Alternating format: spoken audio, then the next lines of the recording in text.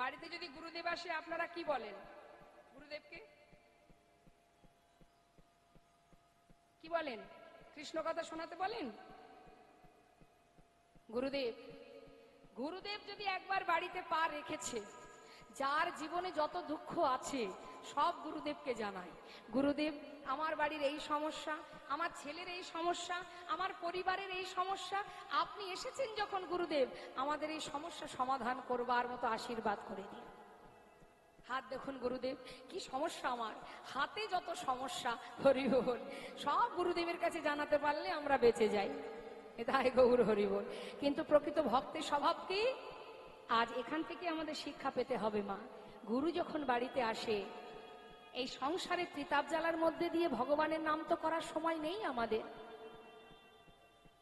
তাই যখন কোনো বৈষ্ণব, কোনো সন্ন্যাসী, কোনো ভক্ত আসে গৃহে, হাজার কাজের মধ্যে দিয়ে সময় বের করে তার কাছে বলতে হয়, আজ যখন নিজগুলি কৃপা করে আমার ঘরে চরণ ধুলি রেখেছ, তোমার মুখে দুটো কৃষ্ণ কথা শ্রবণ করব। এটা ভক্তের করা উচিত, কিন্তু আমরা সেটা করি না। মনে করি গুরুদেব যদি আশীর্বাদ করে দেয় তাহলে আমরা সর্বসুখী সুখী হয়ে যাব। জেনে রাখবেন মা, গুরুদেব একটা কাজই পারেন, সে কিন্তু আপনাকে ভগবানের চরণে পৌঁছে দেবেন না। তবে গুরুদেব কি করেন? গুরুদেবের কাজ কি? আমি যেমন ভগবানের দাস, তুমি যদি আমার কাছে আসো, আমি তোমাকে ভগবানের দাস করে দিতে পারি, কিন্তু তার চরণে পৌঁছানোর দায়িত্বটা তোমার, সেটা আমার নয়। আমি তোমাকে দাস করবার পথ বলে দেব, কিভাবে তার চরণের দাস হবে, কিন্তু সেইখানে পৌঁছাতে গেলে তোমাকে পৌঁছাতে হবে তোমার কর্ম অনুযায়ী।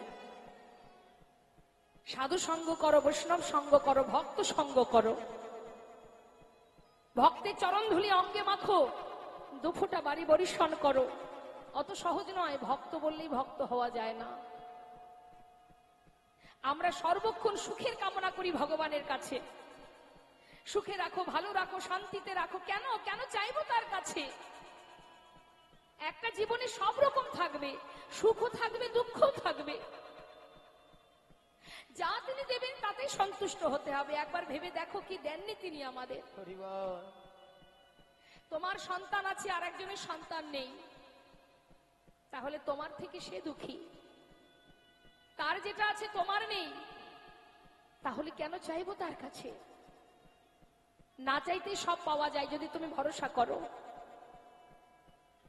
আমাদের সমস্যা এটাই মা, আমরা কোনো কিছু পাওয়ার আশায় কর্ম করি, তাই না?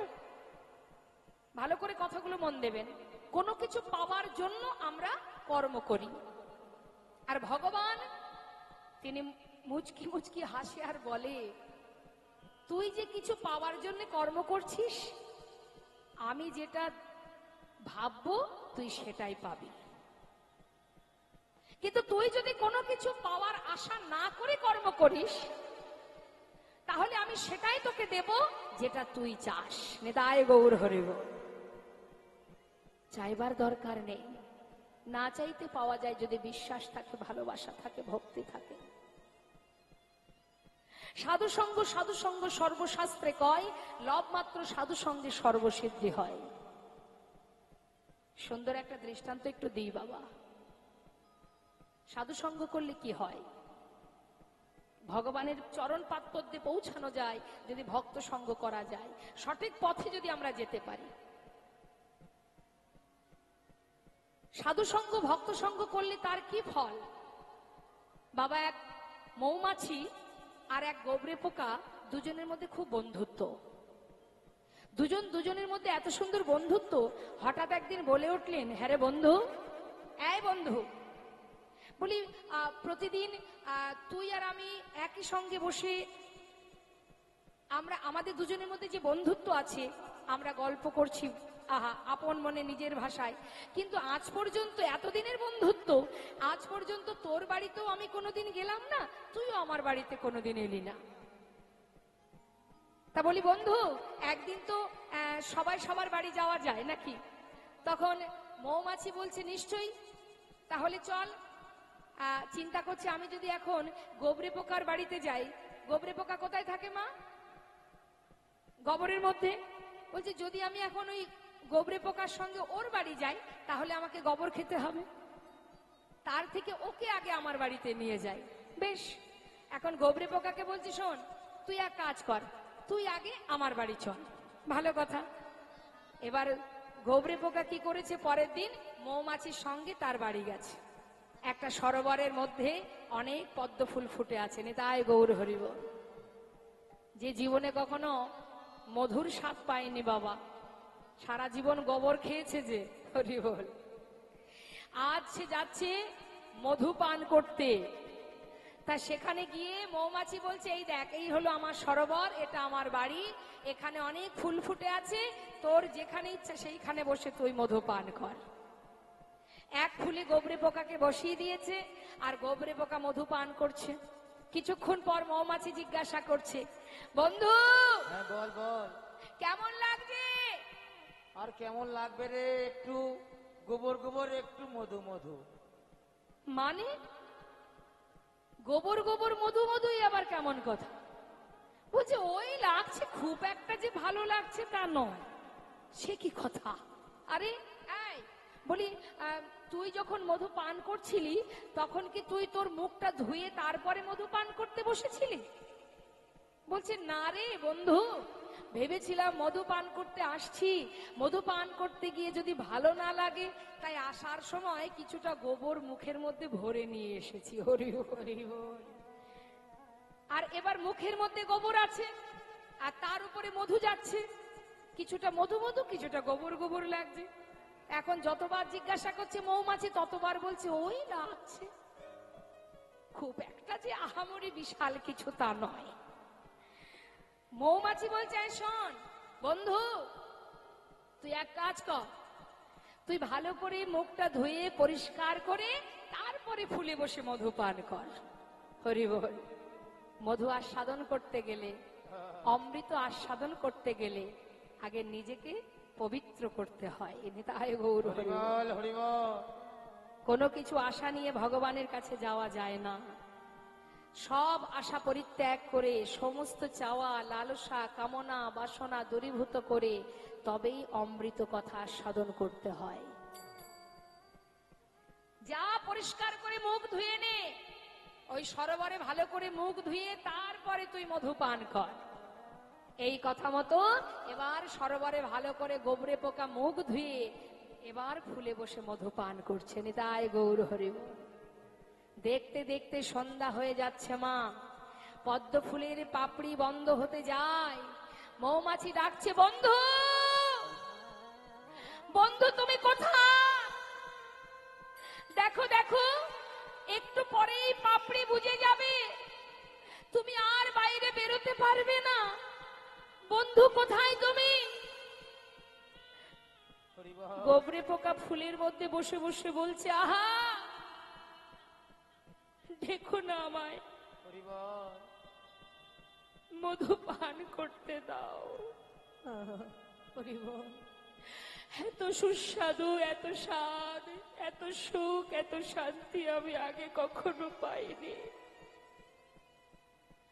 সেবায় বিঘ্ন ঘটিও না, আমাকে মধু পান করতে দাও। মৌমাছি চারিপাশে ঘুরছে, বন্ধু উঠে এসো, বন্ধু উঠে এসো। দেখতে দেখতে ফুলের পাপড়ি বন্ধ হয়ে গেল। সারা রাত গাছের ডালে বসে মৌমাছি বন্ধুর জন্য কাঁদছে। ভোর হতে না হতেই একজন বৈষ্ণব সরোবরে এসেছে গোবিন্দ সেবার জন্য ফুল চয়ন করতে। আর যেখানেই পোকা, গোবরে পোকাটা যে ফুলে বসেছিল সেই ফুলটা তুলে যেই না তার ফুলের সাজিতে রেখেছে, মৌমাছি দেখছে যে এই ফুলটা চলেছে গোবিন্দ সেবায়। এ তো পরম সৌভাগ্য, আমি একবার পাঁচু পাঁচু যাই, দেখি কি হয়। মৌমাছি ফুলের পিছনে পিছনে সেই ভক্তের পাছু পাছু যাচ্ছে। সেই ফুলটা নিয়ে গিয়ে ভগবানের চরণে গোবিন্দায় নম বলে নিবেদন করলো। মন্দিরের বাইরে গাছের ডালে বসে মৌমাছি দেখে আর বলে, বন্ধু আজ তোমার পরম সৌভাগ্য। তুমি জানো না বন্ধু, তুমি কার চরণে পৌঁছে গেলে, যেটা আমি পারলাম না বন্ধু, আজ তোমার ভাগ্যে হলো। ভাগ্য ভালো তোমার, তুমি ফুলের মধু পান করতে এসেছিলে। সেই ফুল ভগবানের চরণে নিবেদন হলো। তার পরের দিন সেই ফুলটাকে তুলে নিয়ে প্রভুর চরণ থেকে গঙ্গার জলে ভাসিয়ে দিল। মৌমাছি কাঁদে আর বলে, বন্ধু তুমি যে উদ্ধার হয়ে গেলে। হরি বল, হরি বল। বৈষ্ণবের পরশ পেলে, গঙ্গার জলের পরশ পেলে, গোবিন্দ চরণে নিবেদন হলে তোমার মতো ভাগ্য আর কয়জনার।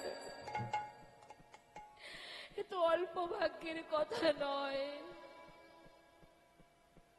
তাই মাগো, বৈষ্ণব সঙ্গ, সাধু সঙ্গ, মায়ার সংসারের কোনো কথা ভক্ত বৈষ্ণবকে বলতে নেই। শুধু তাদের কাছে কৃষ্ণ কথা, অমৃত কথা আস্বাদনের জন্য উদ্গ্রীব হয়ে একবার গুরুদেব চরণধুলি রেখেছ যখন, আমাদের হৃদয় মাঝের সমস্ত মোহ মায়া দূরীভূত করে কৃষ্ণ নাম শ্রবণ করাও। এটাই উচিত আমাদের। মায়ার সংসারের দুঃখ কষ্ট এ তো কিছুদিনের জন্য বাবা, এটা আসবে যাবে। আমাদের জীবনটা যদি জীবনে দুঃখ থাকে মা, জেনে রাখবেন দরজার বাইরে সুখ দাঁড়িয়ে আছে। আপনার দুঃখ চিরকাল থাকবে না, কখনো না কখনো সেই দুঃখ চলে যাবে, সুখ ঢুকে যাবে। সময় হলে ঠিক সুখ চলে আসবে। আবার সুখ যখন আসবে তখন যদি আপনি পাগল হন যে আমি সুখ পেয়েছি, আনন্দে পাগল হয়ে গেলেন, কিন্তু সেটা উচিত নয়। কেন? সুখ যখন জীবনে আসে সেই সুখ বেশিক্ষণ থাকে না। আবার দরজার বাইরে দুঃখ দাঁড়িয়ে থাকবে, সেও কিছুদিন পর সুখ চলে যাবে, দুঃখ ঢুকে যাবে। তাই আমাদের উচিত কি? সবকিছুকে মেনে নিয়ে চলা, সবকিছুকে মেনে নিয়ে আমাদের চলা, এটা আমাদের উচিত। বাবা, বৃন্দাবনের বলরাম কিন্তু কলিযুগে দুটো অংশ নিয়ে এসেছেন। একটা হচ্ছে নবদ্বীপে, আরেকটি অংশ হচ্ছে রাঢ় দেশের মাটিতে, বীরভূম জেলা। তারাপীঠে যারা গিয়েছেন নিশ্চয় দেখেছেন, একটু এগিয়ে গেলেই পরে আমাদের নিত্যানন্দ প্রভুর আবির্ভাব স্থান, জন্মভূমি। তা সেই বীরভূম জেলা রাঢ় দেশের মাটিতে একচক্র গ্রামে এলেন আরেকটি অংশ। এই দুটো অংশ যত সময় এক না হবে মা, তত সময় কিন্তু পরিপূর্ণ আমাদের নিত্যানন্দ প্রভুকে আমরা পাবো না। তা আরেকটি অংশ নবদ্বীপে সচিমায়ের বড় ছেলে, নাম কি তার? বিশ্বরূপ। তিনি যখন সন্ন্যাসী হন তখন তার নাম হয় শঙ্করারণ্যপুরী। এবার এই শঙ্করারণ্যপুরী আরেকটি অংশ পাবার জন্য নানা তীর্থ ঘুরে বেড়াচ্ছে। আর এদিকে হারাই পণ্ডিতের ঘরে যিনি এলেন, যার নাম দিল কুবের। ছোট্ট ছেলে একটু একটু করে বড় হচ্ছে, তো এলেন ছোট্ট কুবের যখন তার 12 বছর বয়স। সেই সময় তারই সমবয়সী বন্ধুদের নিয়ে মাঠে গিয়ে তারা খেলা করে। যখন মাঠে গিয়ে খেলা করে সমবয়সী বন্ধুদের নিয়ে, মা বাবার চরণে প্রণাম জানিয়ে বনে গিয়ে খেলা করে 12 বছরের ছোট্ট ছেলে। কিন্তু তার খেলা কি অন্যান্য শিশুদের মতো নয়। তার খেলা কোনোদিন রামলীলা খেলা, কোনোদিন কৃষ্ণলীলা খেলা। রাড়ে দেশনা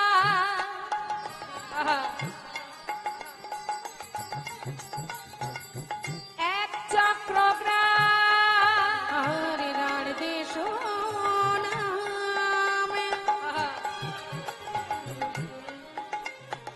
এক চক্রগ্রাম,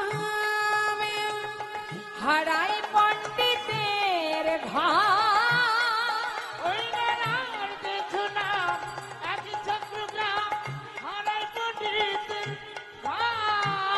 শুভ মাঘ মাস শুক্লা ত্রয়োদশী, মাঘ মাস শুক্ল ত্রয়োদশী, জনমিলা হল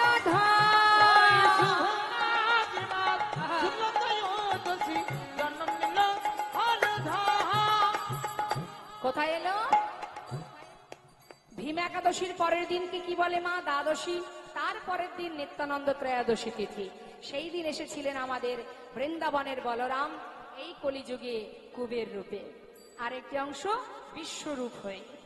এবার এদিকে কি হলো?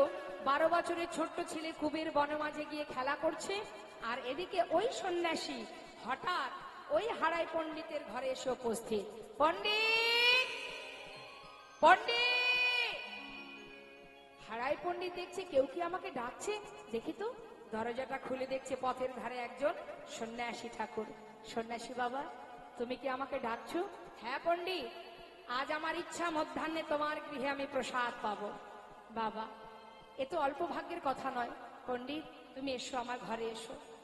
ঘরে নিয়ে গিয়ে তার চরণ ধৌত করলেন। চরণ ধৌত করে তার স্ত্রী পদ্মাবতীকে ডেকে বললেন, পদ্মা শিগগিরই এসো। দেখো পদ্মা, আজকে এসেছে আমার ঘরে। জানো, মহন্তের স্বভাব হয় তারিতে পামর, নিজ কার্য নয় তবু যান পরঘর। যারা মহন্ত হয় তাদের কাজ কি? কলিহত জীবের ধন ঐশ্বর্য নেবার জন্য তার বাড়ি যায় না। কলিজীবের ঘরে কেন যায়? সন্ন্যাসী বৈষ্ণবগণ তারা কেন যায় কলিজীবের ঘরে ঘরে? তাদের পাপ রাশিকে দূরীভূত করে কৃষ্ণ প্রেম দেবার জন্য। হরি বল। পামর জীবকে উদ্ধার করাই বৈষ্ণবের কাজ, সন্ন্যাসীর কাজ। তাই আজ হারাই পণ্ডিত পদ্মাবতীকে বলছে, পদ্মা তুমি শিগগিরই এসো, আজ আমার ঘরে বৈষ্ণব এসেছে। তুমি দেরি না করে তাড়াতাড়ি বৈষ্ণব সেবার আয়োজন করো পদ্মা। জানো, বহুজননের স্বীকৃতি থাকলে তবেই গৃহমাঝে সাধুগুরু বৈষ্ণব আসে। কথাটা কিন্তু ঠিক বাবা। শুধু অর্থ থাকলেই হবে না মা, ধন ঐশ্বর্য থাকলেই কিন্তু গৃহমাঝে হরিনাম সংকীর্তন হয় না। ধন ঐশ্বর্য থাকলে আপনার ঘরে সাধুগুরু বৈষ্ণব আসবে না। আপনি নিমন্ত্রণ করলেও আপনার বাড়িতে আসবে না যদি আপনার স্বীকৃতি ভালো না থাকে। আর এমনও কোনো ঘর আছে, কুড়ে ঘর, দেখা গেল সেই ঘরে প্রতিনিয়ত সাধুগুরু বৈষ্ণবের চরণ ধুলি পড়ছে। এগুলো স্বীকৃতি এক জন্মে হয় না বাবা। পুনঃ পুনঃ ঘষণে সুগন্ধি চন্দন, পুনঃ পুনঃ পুড়াইলে উজ্জ্বল কাঞ্চন। পুনঃ পুনঃ জন্মে ধর্মে হয় মতি, পুনঃ পুনঃ সাধনে অধমে পায় গতি। বহু জন্মের স্বীকৃতি লাগে, তারপর গৃহমাঝে সাধুগুরু বৈষ্ণবের চরণ ধুলি তুমি পাবে। আজ বৈষ্ণব এসেছে ঘরে, কত আনন্দ। পদ্মাবতীকে বলছে, জানো পদ্মা, সেবার আয়োজন করো। অনেক ভাগে গো ফলে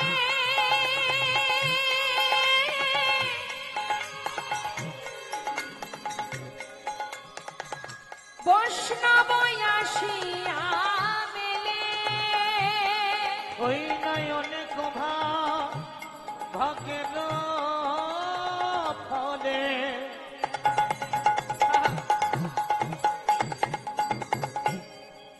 পদ্মা তো হরিব বৈষ্ণব আসিয়া মেলে।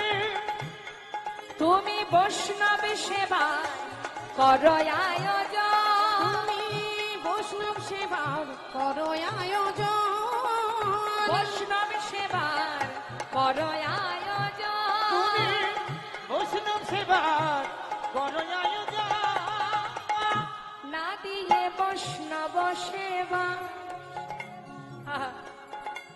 নিস্তার পেয়েছে। আরে না দিয়ে বৈষ্ণব সেবা তুমি নিস্তার পেয়েছ কেবা। তার সাক্ষী যুধিষ্ঠিরাজ, তার সাক্ষী যুধিষ্ঠিরাজ। বলো তার সাক্ষী যুধিষ্ঠির, তার সাক্ষী যুধিষ্ঠির। বৈষ্ণব সেবা করো আয়োজন। বৈষ্ণব সেবা তুমি করো আয়োজন। না না আর বিলম্ব করো না গো বৈষ্ণব সেবার করো আয়োজন। আর বিলম্ব করো না গো বৈষ্ণব সেবার করো আয়োজন। কথা আর দেরি করো না, তাড়াতাড়ি বৈষ্ণব সেবার আয়োজন করো। ঘরে তো কিছু নেই মা, কি দিয়ে সেবা দেবে? তাড়াতাড়ি করে মাতা পদ্মাবতী তার যতটুকু ছিল কোন রকমে রন্ধন করেছে, রন্ধন করে বৈষ্ণব সেবা দিয়েছে। বৈষ্ণব সেবার পর সন্ন্যাসী ঠাকুর বলছে, মা আমি তো সেবা করলাম, এবার তোমরা দুজনে সেবা করো। হঠাৎ মাতা পদ্মাবতী বলে উঠলেন, সন্ন্যাসী বাবা, 7 নয় 5 নয় আমার একমাত্র পুত্র, নাম তার কুবের, সেই যে বনে গেছে খেলা করতে, এখনো ফিরে আসেনি। আমার কুবের ফিরে আসুক, আমরা একসঙ্গে সেবা করব, ততক্ষণে তুমি বিশ্রাম করো। মায়ের মুখের কথা শেষ হতে না হতেই এদিকে 12 বছরের ছেলে কুবের আমার সীতারাম সীতারাম সীতারাম গাইতে গাইতে আসছে। মহাজন বললেন, দেখো দেখো কুবের ঢুকছে, রাম সীতাপতি সুন্দর রাম, তুমি রাম রাম রাম রাম, সীতাপতি সুন্দর রাম। হে সীতাপতি। কুবের গাইছে মা, সে গাইতে গাইতে ঘরে ঢুকছে, আর ঘরে রয়েছে বৈষ্ণব। কি বলছে? হে রাম হে রাম তুমি রাম তুমি রাম, তুমি রাম রাম রাম, তুমি রাম, তুমি রাম রাম রাম, তুমি রাম, তুমি রাম, তুমি রাম, তুমি রাম রাম রাম রাম। হে সীতাপতি তুমি অগতির গতি, তুমি রঘুকুল তিলকরা সীতাপতি সুন্দর রাম, তুমি রাম রাম রাম রাম, সীতাপতি সীতাপতি সীতাপতি সীতা। ছোট্ট শিশু তোমা, হঠাৎ ঘরের মধ্যে একজন সন্ন্যাসীকে দেখে তার গান বন্ধ হয়ে গেছে, ছুটে গিয়ে মাকে জড়িয়ে ধরেছে। মা বলছে, বাবা ভয় পাওয়ার কিছু নেই, যাও প্রণাম করে এসো। মাথা নত করে কুবের ধীরে ধীরে যাচ্ছে প্রণাম করতে। যেই না বাবা প্রণাম করতে গেছে, সঙ্গে সঙ্গে সন্ন্যাসী কি করলেন, নিজের চরণটা সরিয়ে নিলেন। মনে মনে বলছে, আহা করছোটা কি? কেউ জানুক বা না জানুক, তুমি তো জানো তুমি বাকে আর আমি বাকে। আরে বাবা, নিজে নিজেকে কেউ প্রণাম করে? এটা মনে মনে বলছে। কত জায়গায় খুঁজলাম তোমায়, আর তুমি যেই ভাঙা কুড়ে ঘরে লুকিয়ে আছো জানতাম না। আচ্ছা, এটা মনের কথা। আর মুখে কি বলছে? এই যে মাগো, তোমার ছেলে ঘরে এলো, যাও এবার সেবা করো। 3 জনে মিলে সেবা করেছে বাবা। আহা, সেবা করে সন্ন্যাসী ঠাকুরের কাছে এসে বলছে, সন্ন্যাসী বাবা, আজ যখন তুমি কৃপা করে আমার ঘরে চরণধুলি রেখেছ, আজ সারা রাত ধরে তোমার মুখে আমরা কৃষ্ণ কথা শ্রবণ করব, আমাদের একটু কৃষ্ণ কথা শোনা। একবার সবাই মিলে 2টি বাহু তুলে গাইব। তুলুন দেখি হাত। প্রত্যেকে হরিনাম মহামন্ত্র জপ করব। তুলুন হাত, তুলুন। সবাই তুলছেন তো? বেশ। হরে কৃষ্ণ হরে কৃষ্ণ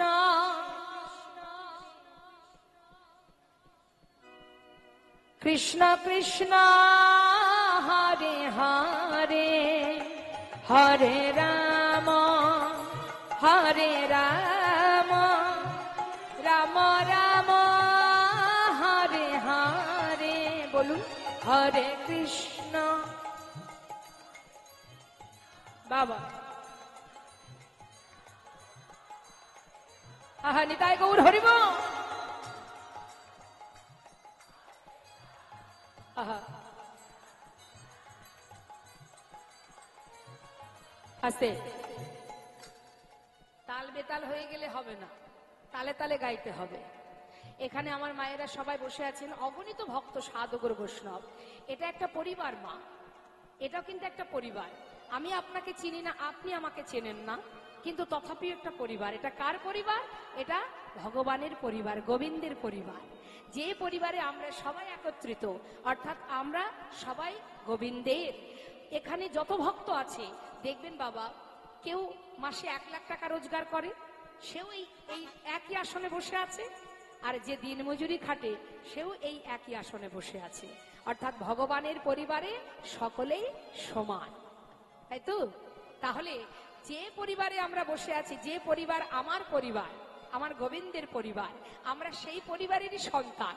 তাহলে আজ তার জন্য আমরা গাইবো একবার উচ্চস্বরে, প্রাণ ভরে, স্বতঃস্ফূর্ত ভাবে, তালে তালে।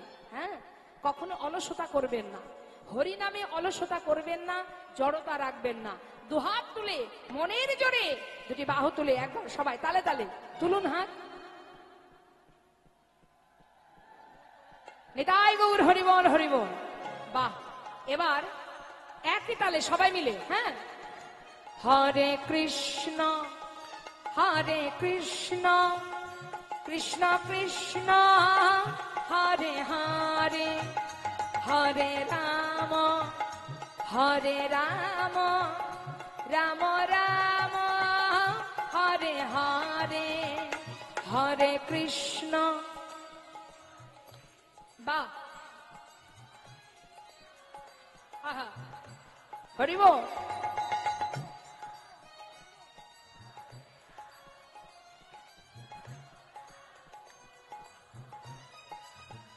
হরে কৃষ্ণ কৃষ্ণ কৃষ্ণ হরে হরে, হরে রাম রাম রাম হরে হরে, হরে কৃষ্ণ হরে।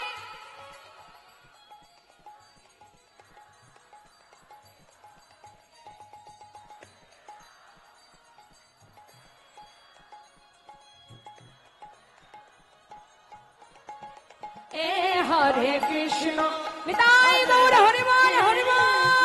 কৃষ্ণ কৃষ্ণ হরে হরে, হরে রাম রাম রাম হরে হরে, হরে কৃষ্ণ কৃষ্ণ কৃষ্ণ হরে হরে, হরে রাম রাম রাম হরে হরে। হরে কৃষ্ণ কৃষ্ণ কৃষ্ণ হরে হরে, হরে রাম রাম রাম